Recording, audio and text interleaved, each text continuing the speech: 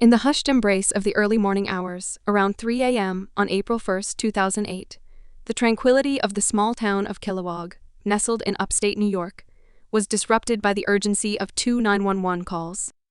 Neighbors, stirred from their beds, reported hearing a woman's desperate screams. New York State Police swiftly responded to the calls, combing the area for any signs of trouble. Yet, to their puzzlement, they found nothing overtly amiss. A few hours later, 18-year-old Logan McMahon stirred from his sleep, readying himself for another day at school. However, a disquieting unease settled upon him as he traversed the familiar spaces of his home.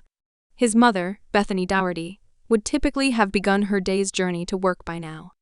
Yet, her belongings lay undisturbed, her clothes for the day neatly arranged on the bed, her purse, cell phone, cigarettes, and car keys remaining in the house untouched. The dishes in the sink left half-cleaned, a scene frozen in an unsettling stillness. Her car, still in the driveway, added to the unease. That morning, Bethany would have been getting ready to head to work. In November, she started a new job at the Extra Mart convenience store, nestled within a gas station in Freeville, New York. Working toward becoming a manager, she worked the morning shift and usually arrived between 5 and 6 a.m. It was a 25-mile journey from her home. Uncertain and disconcerted, Logan departed for school, grappling with the gnawing worry in his gut. Upon his return and the continued absence of his mother, he reached out to his uncle for guidance. His uncle advised him to call his father and the police, which he did right away. Police arrived at the home on Jennings Creek Road, greeted by a scene that immediately raised suspicion.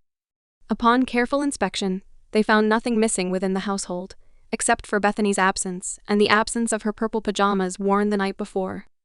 It appeared as though something or someone interrupted Bethany's usual routine. The air thickened with uncertainty, each detail a breadcrumb leading to questions unanswered. Following the thread of those early morning 911 calls, police sought insight from the neighbors who had sounded the alarm. Their accounts unveiled chilling revelations. One neighbor recounted the harrowing sounds of screams slicing through the silence, lasting but a minute.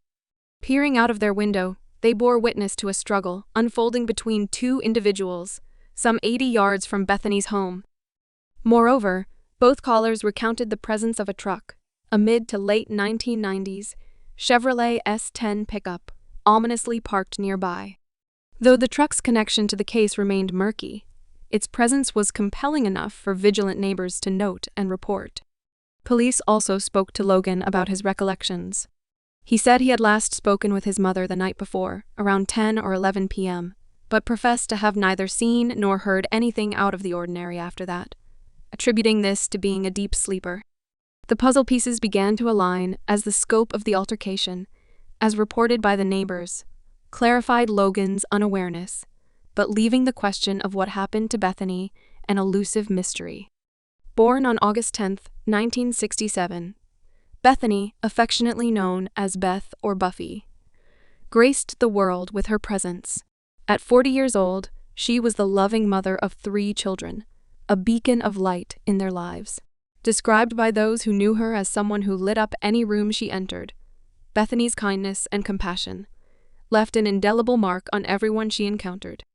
Her effervescent spirit once led her to don a tiara and sash, adding a touch of whimsy to a bowling tournament. Standing tall at about 5 feet 9 inches and weighing around 160 pounds, Bethany possessed striking features, vivid red hair framing piercing blue eyes, adorned with multiple piercings in both ears. Her body bore tattoos that seemed to tell a story. A vine with flowers gracing her left ankle, a vibrant purple butterfly over tribal markings adorning her lower back, and 3 Chinese or Japanese scroll symbols etched onto her upper back. In the wake of her disappearance, a vast search effort unfolded, rallying helicopters, boats, police dogs, off-road vehicles, and the tireless dedication of hundreds of law enforcement officials. While family members stood by, initially unable to join the search, a resilient community spirit emerged as 80 to 100 volunteers rallied to scour the woods and hills near the northern reaches of Broome County. The Broome County Sheriff's Department, alongside the New York State Forest Rangers, launched boats into the Tioughnioga River and scoured the nearby Whitney Point Reservoir, casting their nets wide in pursuit of answers. Meanwhile, family and friends took up the mantle, tirelessly printing and distributing over 600 flyers. Amidst hundreds of leads, law enforcement pursued every avenue in their quest for answers. Their initial focus fell upon Bethany's estranged husband, Bill Dougherty, her second spouse. Their union spanning 8 years had recently come to an end, with Bill asking for a divorce mere months prior. Their disputes over the Jennings Creek Road residence escalated into a legal battle, ultimately concluding with a judicial decree favoring Bill. For Bethany, the ruling meant the daunting task of seeking new shelter once the school year reached its end. Despite the strife in their marriage, family members attested to no signs of physical altercations between the couple. With Bill providing a steadfast alibi, law enforcement redirected their focus towards other leads. Although police remained tight-lipped, they cautiously floated theories amidst their guarded silence. Knowing Bethany always smoked outside her home, a chilling hypothesis emerged: that she had ventured outdoors for a morning smoke, only to encounter an unforeseen assailant lying in wait. When juxtaposed with the unsettling accounts from neighbors, this conjecture seemed plausible. Yet, amidst the speculations, one haunting question lingered. Whose shadow had Bethany unwittingly crossed paths with on that fateful morning? According to Bethany's coworker at Extra Mart, she had been visibly stressed at work in the days leading up to her disappearance, and especially on edge just hours before she vanished. The colleague believed the stress stemmed from both work-related issues and personal troubles, including problems with multiple boyfriends. Several men were frequent visitors to the store to see Bethany during her shifts, though the colleague couldn't recall their names. Family members confirmed that Bethany had been casually dating a few different men recently, but nothing serious had developed. Could one of these men have had a motive to harm Bethany? It does appear plausible that someone familiar with her schedule and routines could have been involved in her disappearance. There's also the possibility that this was a case of stranger-on-stranger crime. An opportunistic psychopath, or perhaps even a serial killer, operating under the radar of authorities. Just 2 years prior, a 34-year-old mother of 3 named Bambi Madden had gone missing about 25 miles south of Killawog in Binghampton, New York. She left her home on Winding Way, sometime after 11 p.m. on January 11, 2006, to walk to a nearby convenience store near Front and Oak Streets. She has never been heard from again. Moreover, if this is indeed the work of a serial killer, the true scale of their operations might be eluding awareness. However, it's also possible that the perpetrator has already been apprehended. One such possibility is Israel Keyes. Keyes committed suicide before authorities could extract a full confession. But what is known is that he was highly organized, well-traveled, and indiscriminate in his choice of victims. He also had a residence in Constable, New York, about 4 hours away.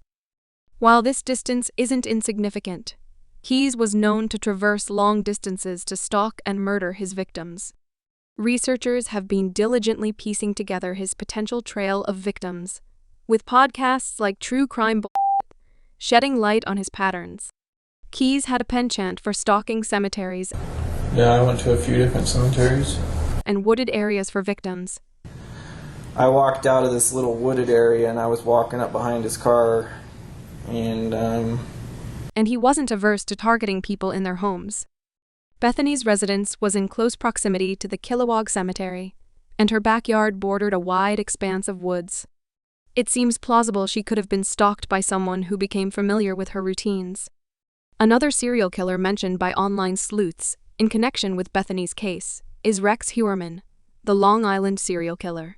This theory is based on the fact that he had family members in the general area.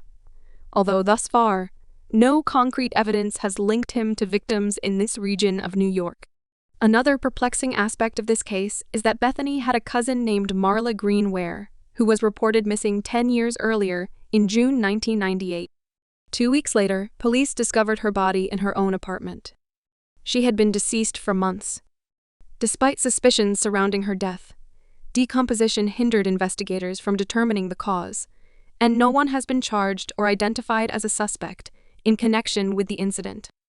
There's no evidence suggesting that Beth's disappearance is linked to her cousin's case. Bethany Dougherty remains missing. Initially, a reward of $8,800 was offered, but in July 2008, it was increased to $15,000 and remains active today. Family and friends continue to yearn for resolution in her case. If you have any information, please reach out to the Broome County Sheriff's Office.